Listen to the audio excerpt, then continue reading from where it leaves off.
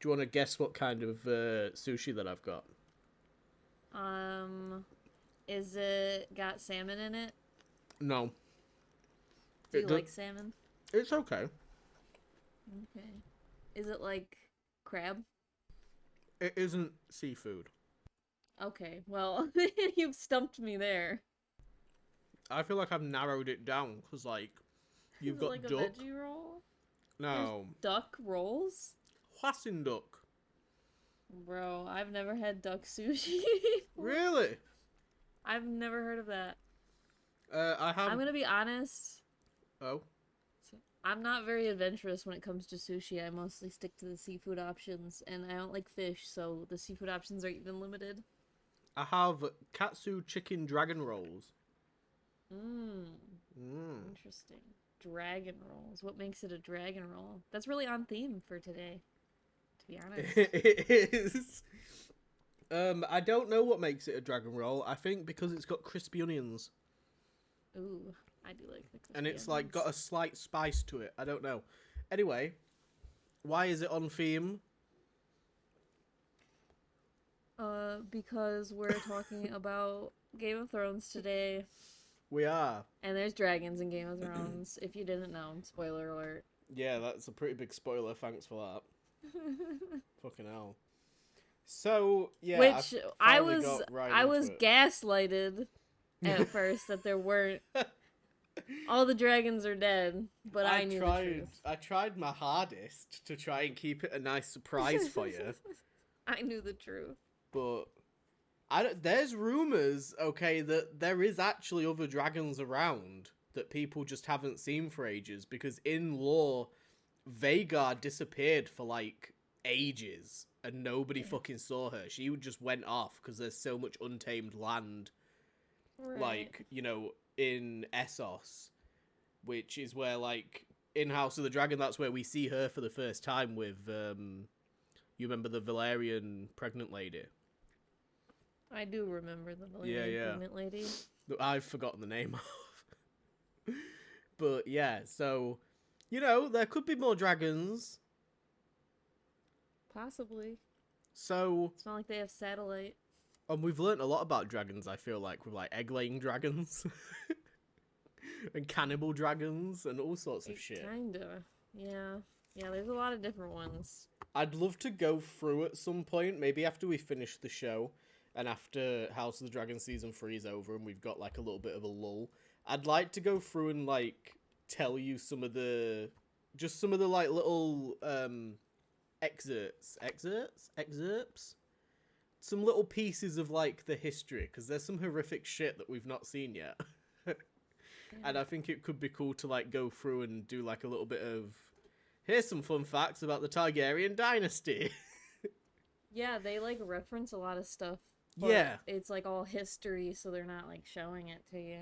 Yeah, But like it all seems they pretty mention crazy. the fucking like Magar's secret tunnels or Aegon the Conqueror 8,000 times. So it would be cool to kind of go through some of that, because we're They will gonna not shut up about Aegon the Conqueror. yeah, No they one will shut up about him. bringing him up 24/7. So anywho, we watched season 1. How do you want to go about this? Shall we go through? Do you want to take the lead? Oh my god, not really. Not really. Okay. Um, I mean, I could try. Are we going episode by episode? just Because just there's a lot that goes on. have you got the list? Yeah. I'll read out like the points and you tell me what you think. Okay. Okay? We'll go that route cuz like I've already seen it before. This is your first time experiencing it. If you've got any comments or whatever like comparing it to the other shows or anything like that, then we'll talk about it cuz I feel like Game of Thrones is definitely the most popular show ever alongside like I would say it's more popular than Breaking Bad. It went like proper mainstream and shit. Yeah. I So think it's this was a big crazy deal. learning that I thought it was like a British show, and it's not at all. No, it's just got a It's just a shit lot ton of. of British people in. Exactly. But But yeah, I was full like putting HBO. it in the same like bracket as like the BBC stuff, so I don't Doctor know if Who. like that's why I never watched it. Like Sherlock. and like Yeah, Merlin. yeah, exactly. I don't know. It's been eye-opening though, because I would not have expected any of this from a British show, I'm not even gonna lie to you. Good. We like to This is subvert crazy. expectations. Okay, so I think the pacing in this, a lot of the time it gets said that the pacing in season 1 is very slow, but I felt it was okay. We started off with like the introduction to all the characters and the Starks and shit. We got to see like the White Walkers in the very first like introduction. We got introduced to Ned Stark, Jon Snow, Bran, and they got like their direwolf pups and stuff. Um, but obviously, the big part of that introduction to the series is Bran climbing the tower, stumbling upon Cersei and Jaime going at it in the fucking. He's doing her up the bum, Yeah. up the bum, no babies, and Oh my god. Jaime catches Bran and then pushes him off the tower to keep the secret hidden. How did you feel? Were I you thought Bran was fucked. I thought Bran was dead. Oh yeah, I was I like, they just fed killed into this that. child. I fully was Oh like, my oh yeah, god. he's gone. This was like the first episode, right? This was like the Hmm. like ending of the first that is crazy that people continue to watch this. I mean, I don't know. It does kind of like you kind of need to know what happens next cuz that is just so nuts.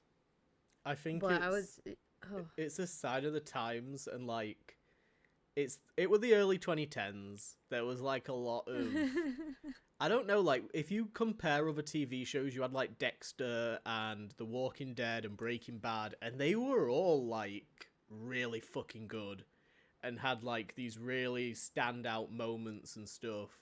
But like The Walking Dead had like the moment with the kid at the start of season 2. I feel like with a kid, you need to know what's going to happen with that kid. Yeah. So it's a good way to keep you hooked.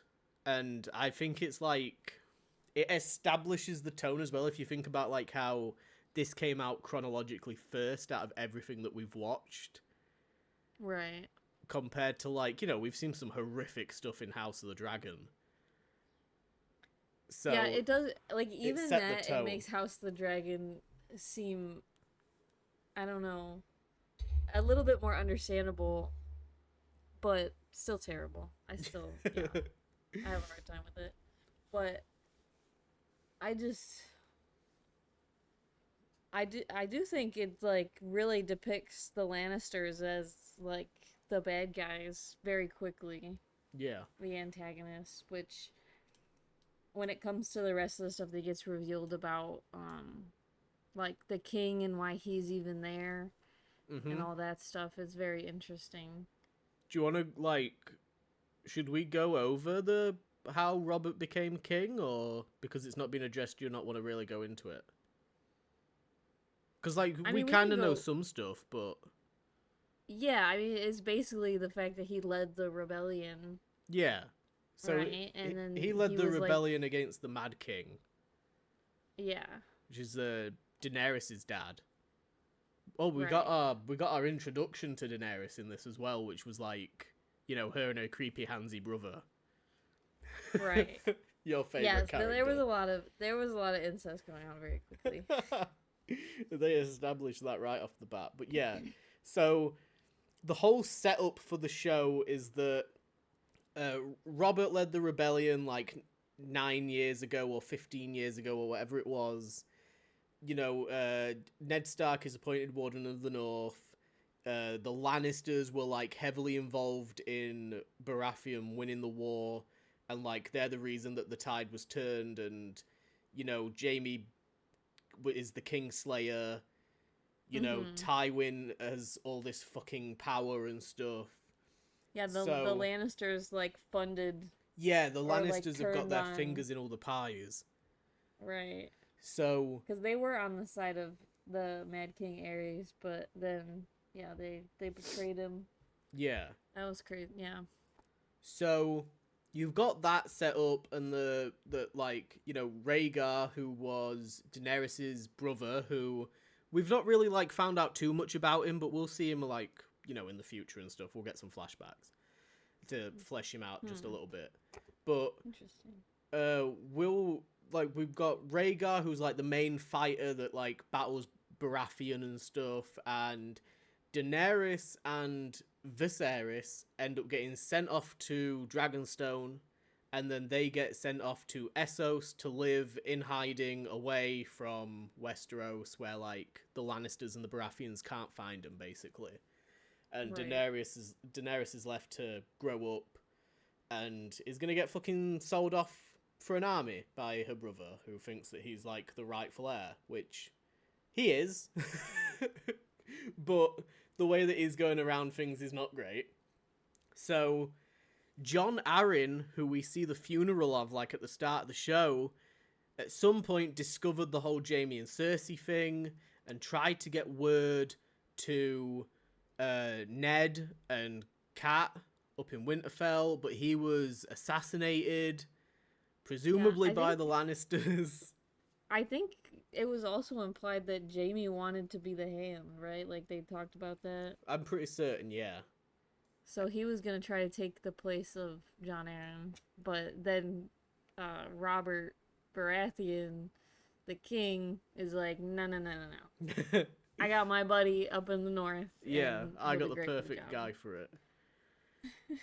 So that is the setup of like Robert needs a new hand because Jon Arryn has died because he discovered the incest, and yeah, that's the setup. Baratheon's coming up to get Ned. So we've got like Bran getting pushed out the window and whatever. You know, it's established super early on that Robert Baratheon doesn't really like Cersei, and he's always had the hots for Ned's sister Lyanna. You know, they go visit her grave and stuff. We get like he married Cersei just to like have the Lannisters on. To like cement that relationship. Yeah, which we see all the time in this universe, to be fair. Yeah, their son Joffrey is like, and Sansa, which is Sansa Stark, Ned's like daughter. Yeah. They're gonna like try to get them in cahoots. I mean, honestly, Sansa was like really for it. Like, oh yeah, she fancied like Joffrey. Begging. But they were kind of grooming her to do that. Like, to be honest. Yeah. So if you're gonna get anybody, it might as well be the fucking next in line for the throne. So they, like, Ned doesn't initially want to, but he realizes that he's got to. You know, we get the whole, like, traveling down to King's Landing stuff. We get to see... So there's an assassination attempt, because we find out that Bran survived, and the assassin has a Valyrian steel dagger with, like, the handle or something of a Lannister. I think it belongs to Tyrion. So someone's kind of, like, trying to put the blame on Tyrion. To nobody's surprise, more than likely Cersei. Probably. But yeah, I mean, we got introduced to Tyrion and like a whole heap of characters. Jon Snow's gonna go off to the Wall. We get introduced to like Robb. And Tyrion's gonna go with him. Yeah, because he wants to piss off the edge of the world.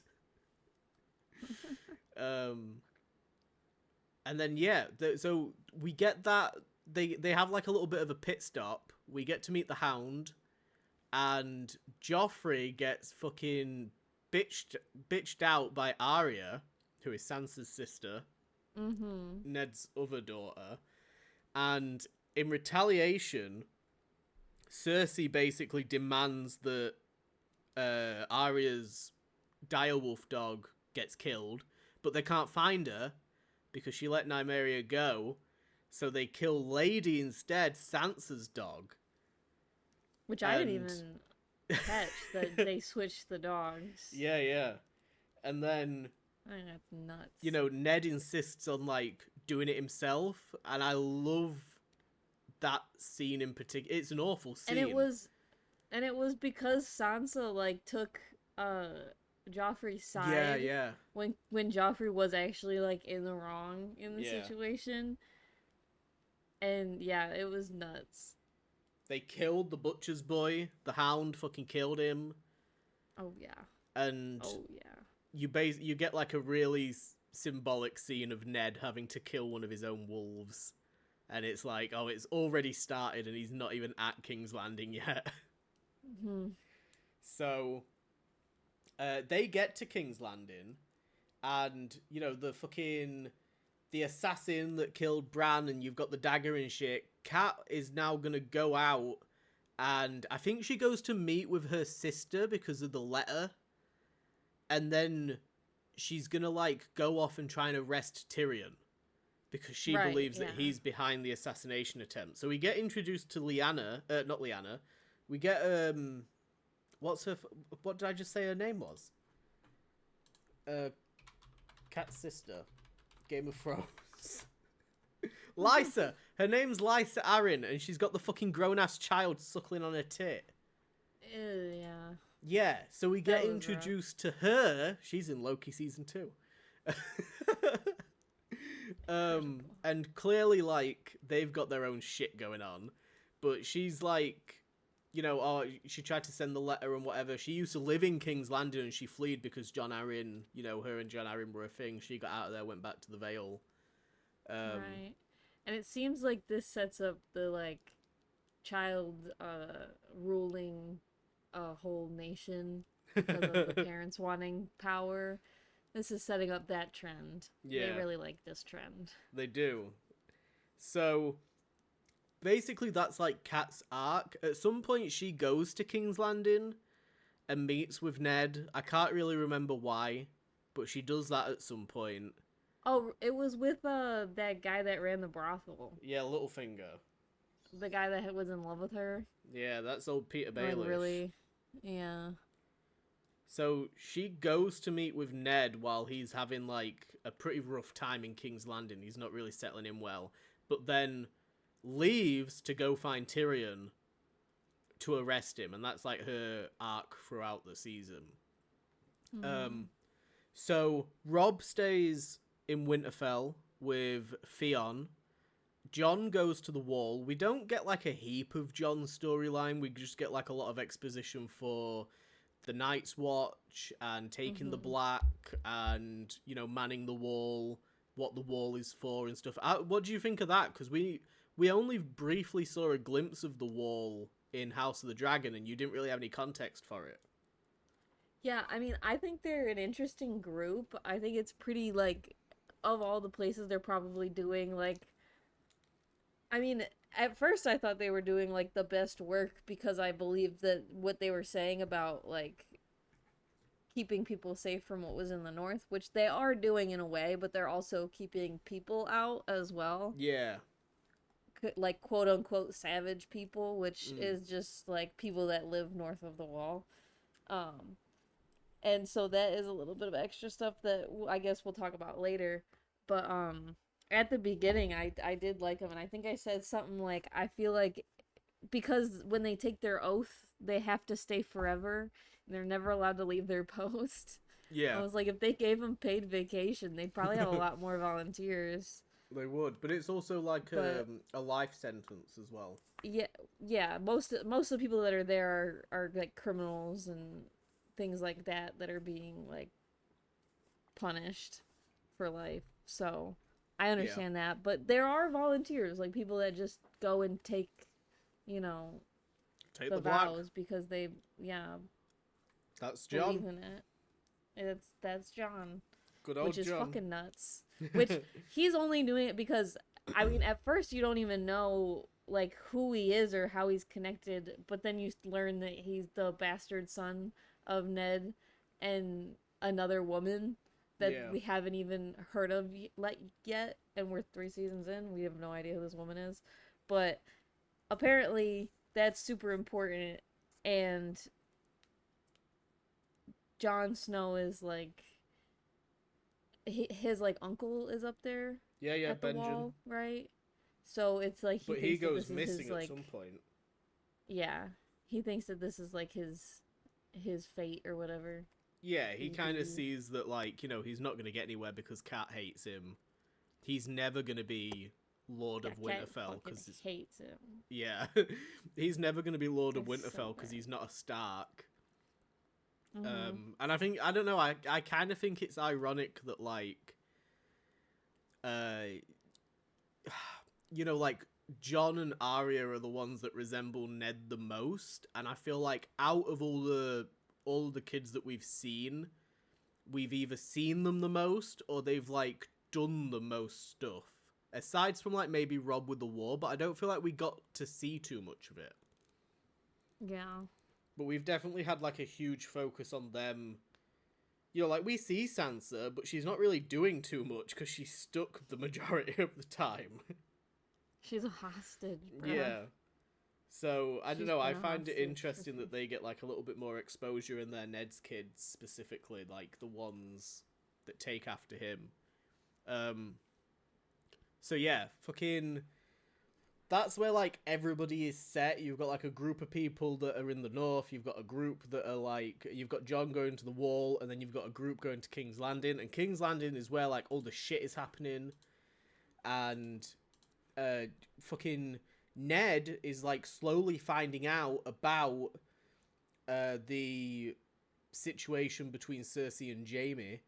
Meanwhile, Cat does arrest Tyrion. She finds him in... like a fucking inn, and plans to take him back to the Vale so that he can be punished by Lysa Arryn. And that doesn't go as planned because he ends up choosing the fucking trial by combat.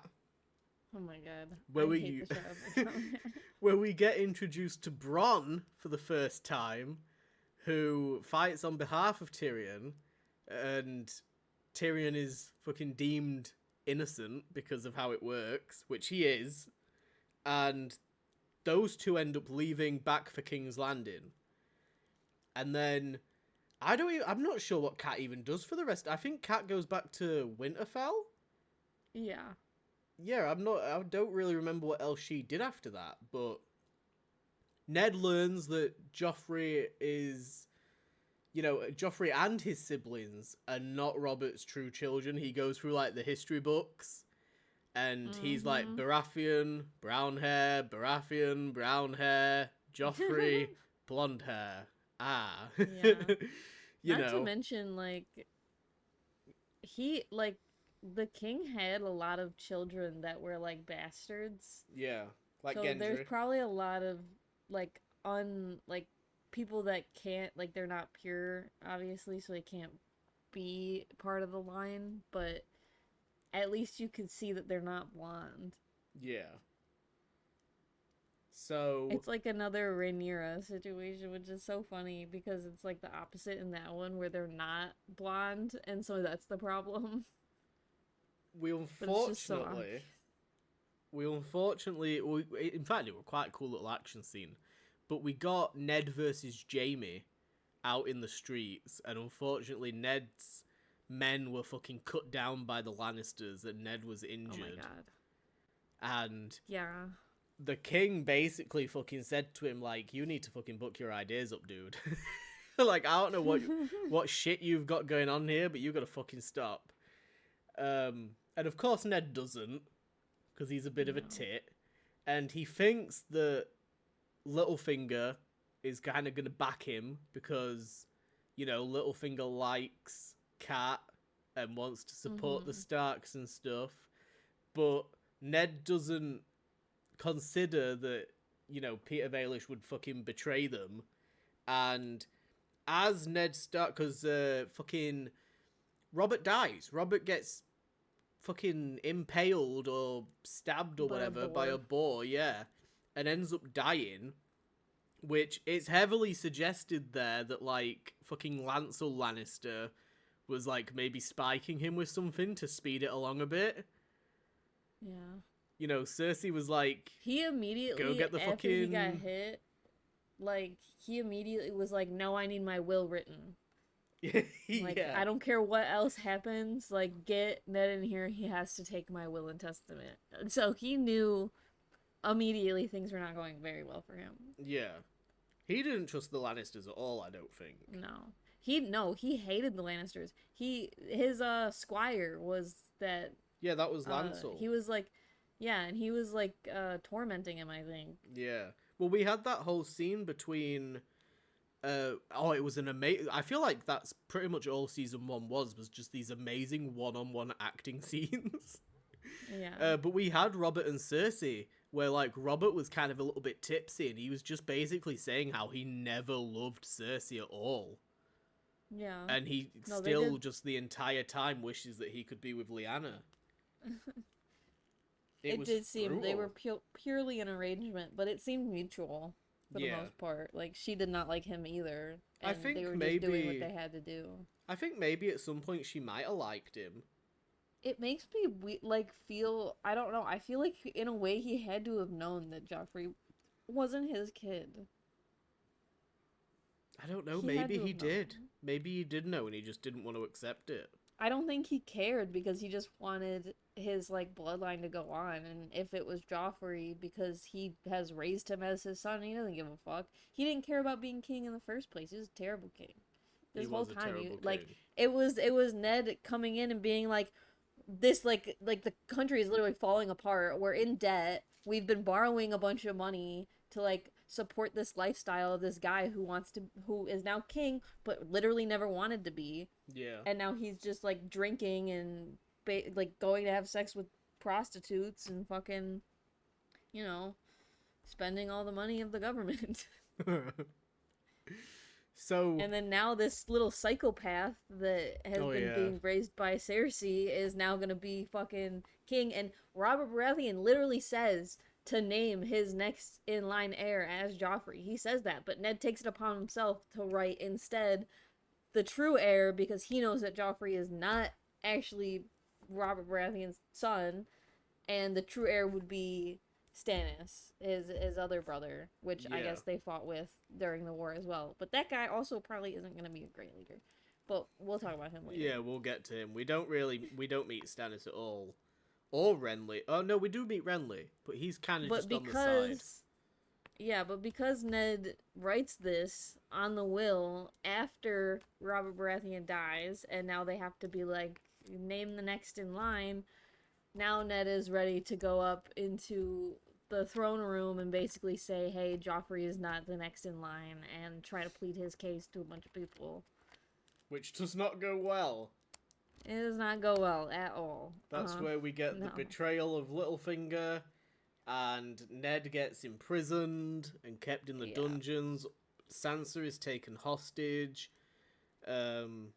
And Arya, who this entire time has been learning how to fight, she manages to escape and fucking make it out onto the streets of King's Landing Yeah. and fucking Flea Bottom and is like living rough.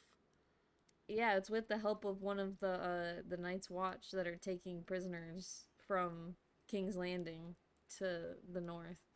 Yeah, he ends up picking her up. When they eventually end up executing Ned, which probably the biggest moment out of the season, next to Bran getting pushed out of the window.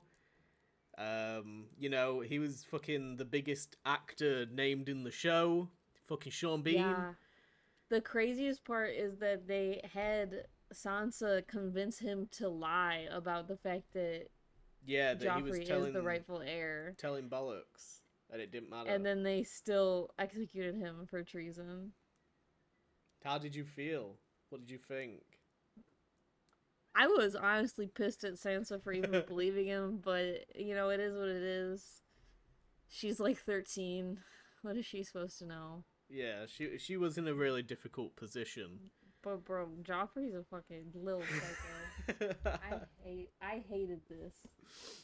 So yeah, But I think that was like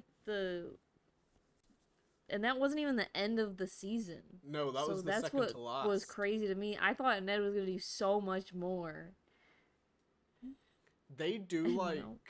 they do this really good thing with the structure of the seasons where usually like a big battle or a big event will happen in the second to last episode, usually in episode 9. And then episode 10 is kind of like an epilogue for the season and sets up where the characters are going to go next. Right. So you get like your big sort of finale feel, but then you also get like, oh, okay, now we know kind of what the story is going to be moving forward as well.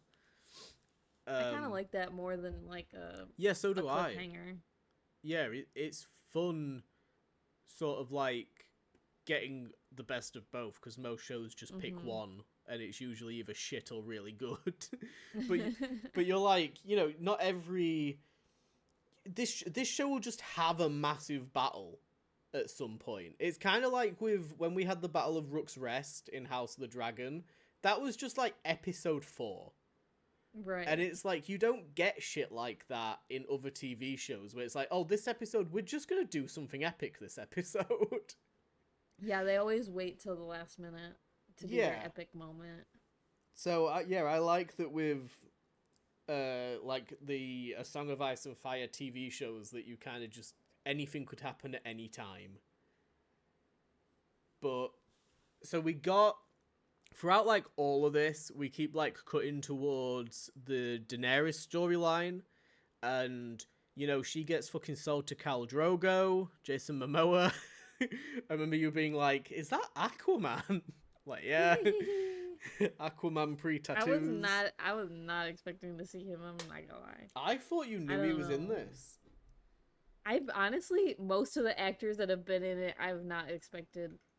Besides, like, probably Jon Snow and Daenerys. Like, I don't know anybody else. Yeah, I was really surprised. Sansa. I know her, obviously. We know our Jean Grey. We know where she's from. I didn't know Robb Stark. I didn't know that was what's-his-face from Eternals. Yeah, Richard Madden. Yeah, so that was crazy, too. I was kind of looking at him because he's so young. Yeah. When you said that, I was like, what, really? He's so tiny. I'm trying to think of, like, if there's been anybody else that has popped up in anything that we've watched. The Jorah Mormont guy, Batman in Titans. But that's about it. Oh, actually, yeah. He was oh my God, Bruce Wayne. Yeah. I can't think of... of... that show was so bad. Obviously fucking Peter Dinklage as Tyrion. Well, yeah. Yeah, he's in fucking everything. I would say arguably, like, alongside... I think the actor for Robert, obviously Charles Dance as Tywin, and I think Tyrion, for me, are, like, my 3 favourite actors. Like, just whenever you've got a scene with them in, you're paying attention. Yeah. You immediately lock in. Especially, like, in this first season. There's other characters that show up that grab your attention, but they come a little bit later on.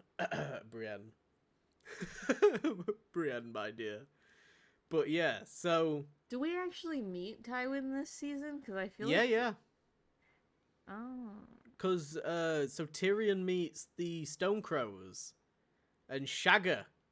And whoever... Right. Yeah, and we get to see, like, the first battle between... Oh, because they were traveling... Rob. Yeah, and then they almost got killed, but they managed to, like, weasel their way out of it. Yeah. She was like, my father will pay you lots of money. So, we also meet Shay at that point as well. Your busy mate Shay. I love Shay. So, at this stage, in, like, the final episode, we got... let me find my list, because I've fucking forgotten. So, Ned gets executed... And then we see Khal Drogo ends up getting, like, a fucking infection and dies. He, at some point, ends up killing Viserys, because Viserys is annoying as fuck. So we lose a Targaryen. Yeah, we kind of just brushed over that. The fucking metal crown that they fucking... Yeah, the crown of gold that he wanted. That was nuts. So they fucking... I feel like this entire time, the Daenerys stuff for me, I think, was the most enjoyable in the first season, because it was like a nice change of pace and a nice break. But I feel like they have kind of been pushing it to the side. Yeah. And, like, sometimes we'll go an episode and it feels like she just wasn't in it. And I'm like, okay. Yeah. they're building her story a little slow. Yeah, I'm like, we're still doing this? Okay. I thought we would kind of move a little bit quicker, but... So, Khal Drogo ends up getting an infection and basically fucking dies from it. But Daenerys gets a witch that they've captured to do some blood magic to try and resurrect him, but it doesn't work. They've sacrificed this, like, her fucking unborn child that she had with Khal Drogo. Oh my god, which they didn't tell her was gonna happen. Yeah. That was fucked up. They sacrificed the horse and the kid for Khal Drogo, and like he's alive, but he's in like a vegetative state. Yeah. So he's not there at all.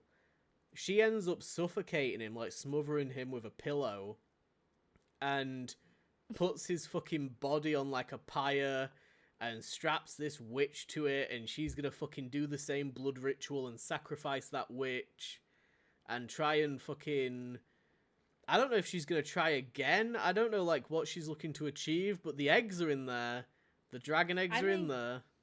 I don't think that she was trying again. I think she was just punishing the witch and just like wanted to set fire to it to like let go. I mean, I don't think there was any... She seemed like she was gonna fucking commit suicide. She was walking in there. Yeah, that's what I'm saying. I think she was just done, and then luckily the stars aligned, and she didn't end up getting hurt by the fucking fire, which didn't make sense to me. But then what I predicted the whole time, because I knew it was gonna happen. Despite my gaslighting. The dragons hatched. The dragons. We get that final scene that we saw in Daemon's vision. Back in House of the Dragons season 2. Fucking hell.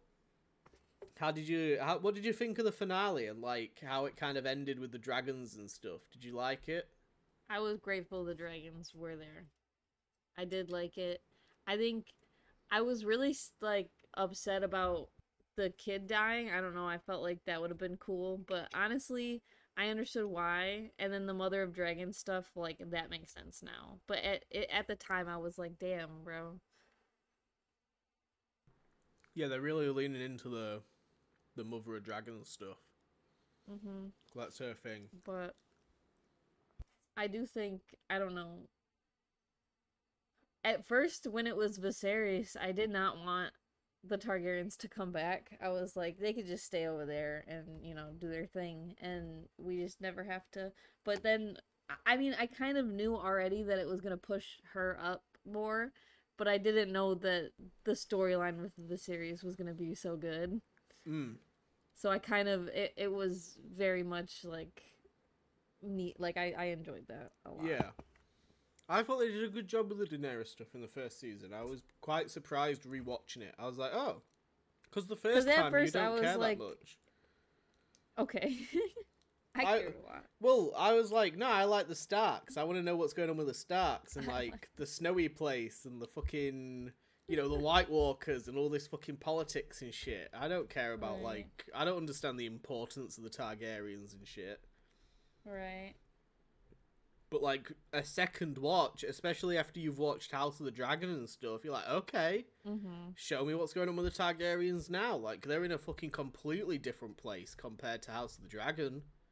Yeah, that is what's cool to see. I mean, it is kind of hard because I don't know how I would have reacted if I had just seen Game of Thrones. So I am kind of biased. But honestly, it's weird because I'm biased against the Targaryens. I hate them. The House of the Dragon made me hate them so much. So the fact that Daenerys is probably one of my favorite characters is like saying a lot. She is very different though. She definitely leans into... She's so different. She reminds me a lot of Rhaenyra, of Rhaenys. Like the cool female Targaryens that we've seen. Even them, like I feel like she's different than... Ugh. They all start shit all the time. And I mean, she does, but it's just a little bit more like she's in a really weird spot right now, and she is trying to help people, so I kind of like that about her. Yeah. We'll get onto that, because that's not until, like, fucking... She's got to find her feet for a bit. That's not until 3, but... even in this season, she was like helping. I mean, that's how she met the witch in the first place. Was she Yeah, was yeah. trying to help the like Prevent her people that were from being, getting attacked and shit. yeah, which is just like, yeah, that kind of builds up her character and who she is, you know. So, let's just do a quick run through of the characters based purely on season 1, if you can remember. I'm gonna name the characters that we got. I want you to like rate them from like 1 to 10 on like whether you like them and find them interesting or whether you cannot fucking stand them and you don't want to see them. Okay. Okay? So, Ned Stark. I think is it like 1 through 10? Yeah. Okay. I say he's like a 6. He's really interesting to the story, but he's not like one of my favorites. Okay. Cat Stark. Like a 3. That's I'd say. fair. I thought she was a dickhead to John. Yeah. I get her, like, when she goes on that rant and explains herself, I get it, but also it's not his fault. Yeah, no, I do think that taking that out on the child is crazy when you're still like, you love your husband and your husband's actually the one that did this. Yeah.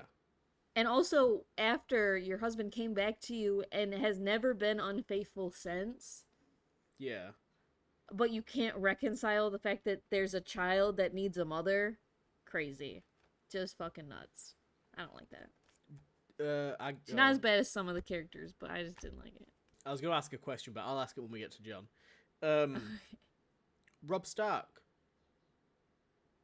I think he was like in this season, he wasn't very interesting. Yeah, I was going to say, I think he was mostly just in the background. We didn't see him a heap. So I'd say he was like probably like also a 3, but not because I didn't like him, just because I didn't really. He wasn't like, as care. present. Sansa. Okay, I'm gonna say Come on. 4 because she's more interesting, but also she was a little bitch in this fucking season, She was. and that was a lot. Arya. That's my favorite character. 10 out of 10. Chasing the That's cat. my girl. That's chasing, my girl. chasing the cat around the fucking palace. I'm like, that's you. I know. I think she's an interesting character, and I also think she's like different than what I would have expected. And I really liked Ned like encouraging her to do what she wanted, even though like she's supposed to be a lady, but she's like getting sword lessons. Yeah, It's sick as fuck. He was all for feminism. He's down for it. Then we got Bran, who mostly just laid in a bed for this season. Yeah, And got some visions. I didn't have a lot of. I didn't really like Bran, but not That's for fair. a whole lot of reasons. That's So understandable. I don't know where I would rate him. Probably like a 5, just neutral. Okay. So neutral. We've got Jon Snow. He was like around to like a 7. Okay. Higher, more interesting character. He was a little bit like weird in this season though. He was. Like a lost puppy. Because he kind of just had one thing that he wanted to do. Yeah. And then, like, when he got to the Night's Watch, they kind of just treated him like shit because he was the son of a lord. And they thought he was, like, all pompous and shit. And, like, he wanted to be, like, a proper, like, member of the Night's Watch. And he ended up getting picked to be, like, some guy's steward. But then it was kind of explained that, like, no, he's being picked as that to, like, kind of groom him for better things. Right. Because the guy that picked him, he was the Mormont guy, like the head of the Night's Watch that was related to Jorah. And he actually liked Jon Snow and was all right with him, but like, you know, you can't. I don't know. I guess you can't really show favorites and shit, but he went out of his way to kind of like put Jon in a position where he was favoring him, but it wasn't too obvious. So it was quite a slow burn season for Jon. Yeah, John didn't know that he was being favorited. He thought he was being targeted. Yeah. That's how much he kept it a secret. But he sticks up for Sam, and like Right. teaches the other guys at the Night's Watch like how to fight properly because he's better than all of them. Because it I seems just like none of them have fucking- ever held a sword before. Yeah, they're all petty thieves that have like decided to come here instead of losing a hand or something. Or just their head. Yeah. Let's do some of the other characters before we get onto the Baratheons and Lannisters. So Littlefinger. He's an interesting character. I hate him so much. I would probably put him at a 4. Just because Okay. of what he like brings into the story. He is like the perfect like instigator, like just He's on the so- sideline shit stirring. I like that he's not like weird to his like because he owns a brothel. He's not like weird to the girls because he's No. obviously in love with Kat. So that is kind of cool. But like he is so skeevy and just I don't know. So Always doing some shit.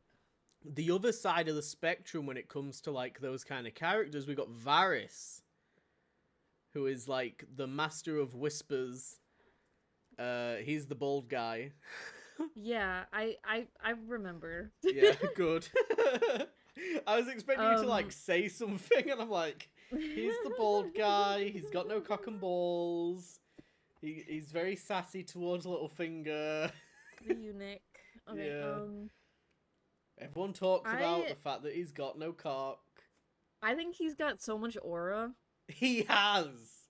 Like he's got probably the most aura in the show. Besides like maybe Mm. Tywin. Yeah, I was gonna Tywin say has Tywin's got got a some lot of aura. fucking. I'll fuck with that guy. Yeah. Tywin Tywin has walks into aura a like room, he everyone should be the looks. king and he knows he should be the king and that's Yeah. why he is like yeah, no. But Varys definitely aura. He's Varys probably is, around like an He gives 8. me like dangerous vibes because he's like Yeah. so powerful, but not in the same way as every other character in the show. He's just And you he has so also- much info on people.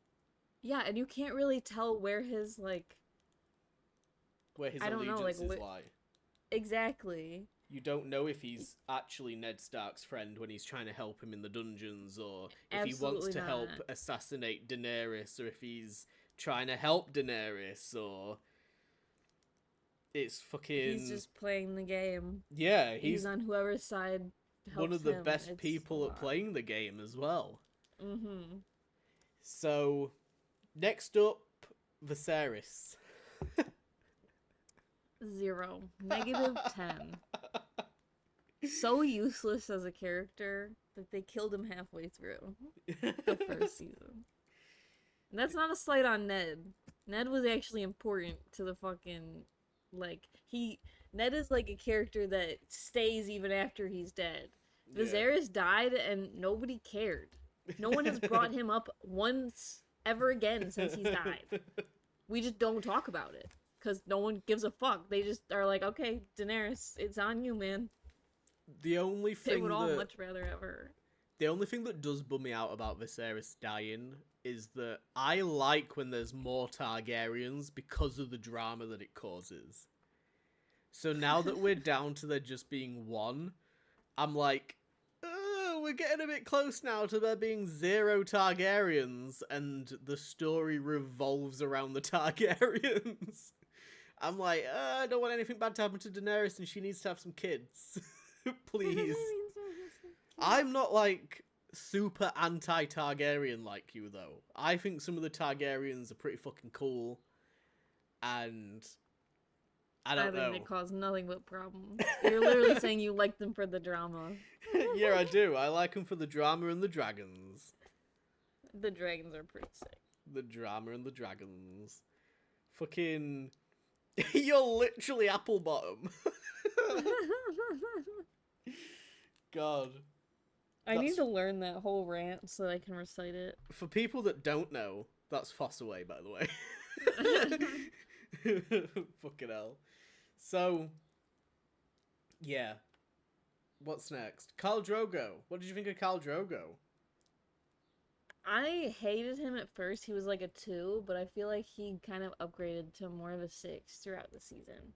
He wasn't as bad as, like, you initially expect him to be. Yeah. And it turns out that, like... Once they start being able to communicate, things get better. Because at first, it's like, this fucking guy. But, I mean, he did acquire Daenerys in, dubious circumstances.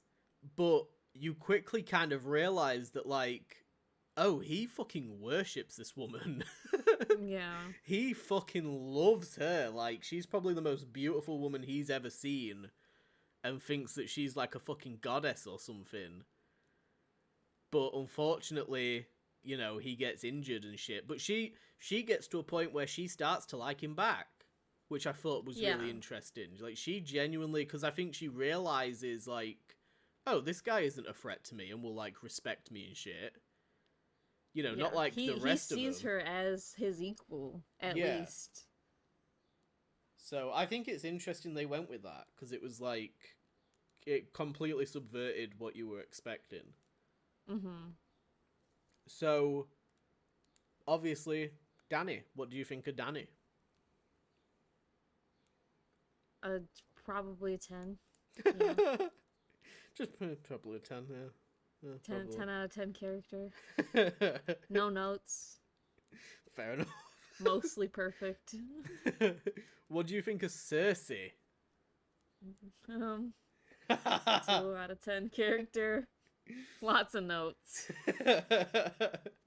She sucks real bad. She's like a really good villain, though. She is. I would go as far as to say like... that she's like one of the best female villains that has just ever existed. She's diabolical. Yeah. The actress who plays her so is hateable. phenomenal. Yeah. Just her fucking... Just the looks that she gives people. I'm like, fuck you. Don't you fucking give me that dirty ass look.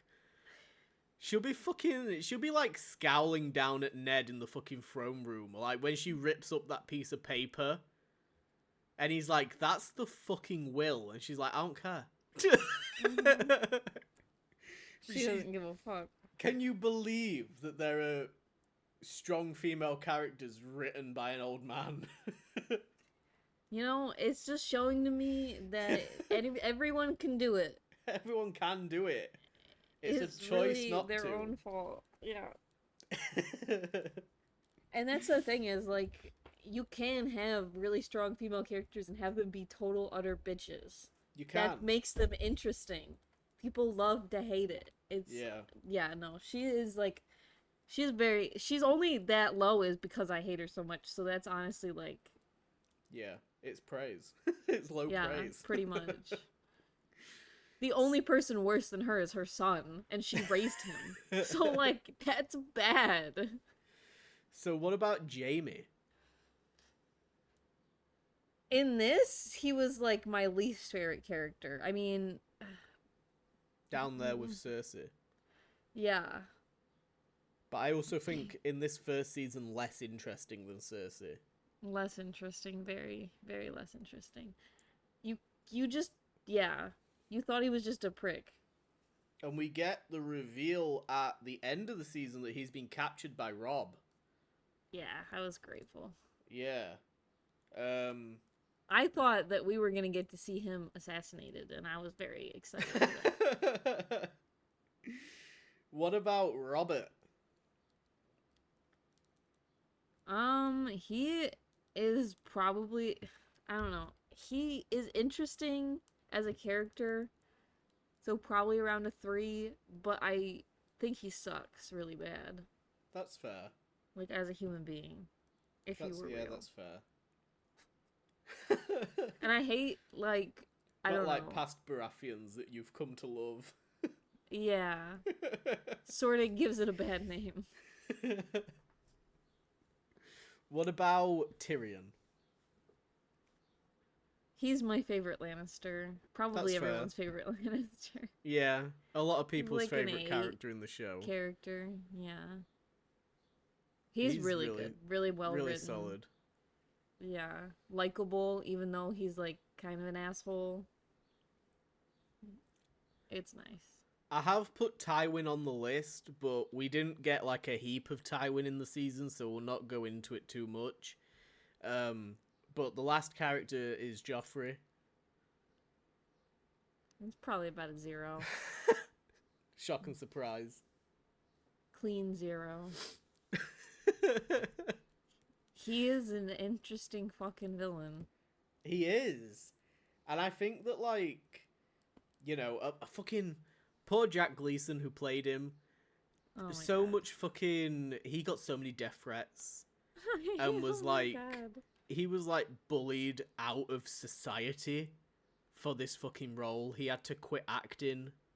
Oh, that's so sad. And it's just like.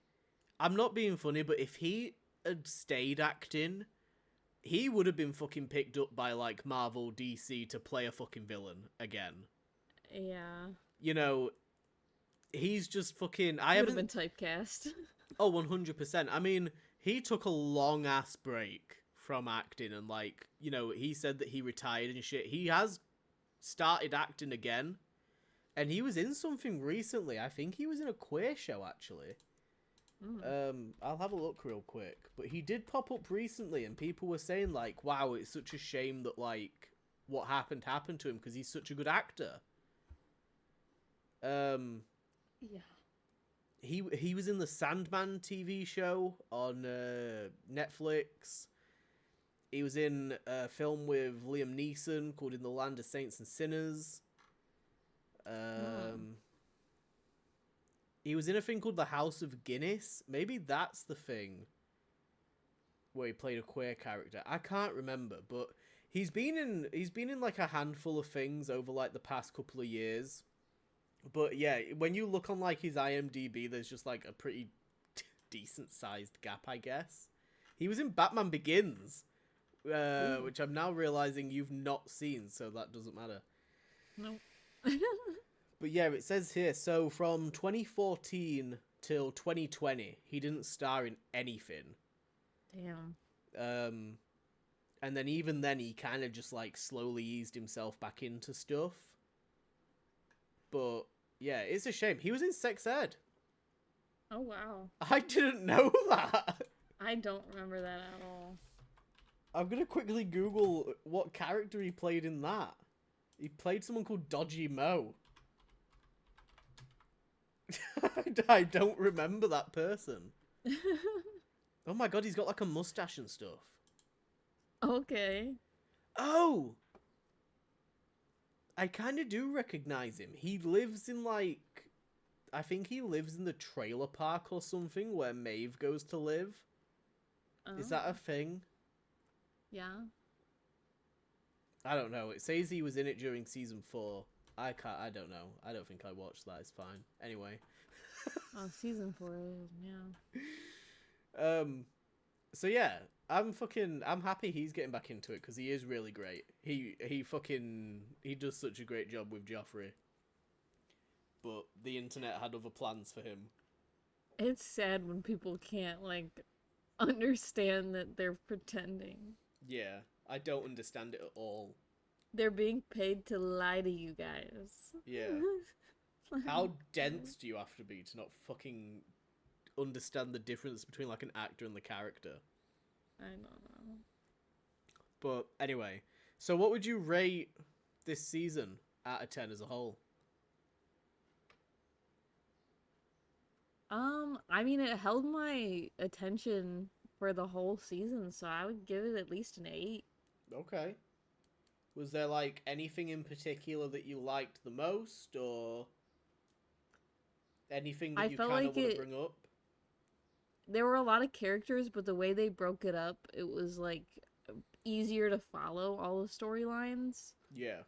And you never felt like anybody was left like behind. Like even with Daenerys being like a completely separate situation with a whole different slew of characters, you still saw her enough to where it like was included in the story. So I felt like this season did a really good job of just merging storylines together and stuff like that. Yeah, I completely agree, and I didn't even realize how well paced it was until we went back to rewatch, because so many people just always bring that shit up of like, oh, this season's super slow, you know, it's boring, but I don't think it is. Maybe it was for like a weekly release, but I don't think the people saying that watched it weekly when it first came out. I think most people have just caught up on it when it's become super popular. Yeah, I didn't find it boring.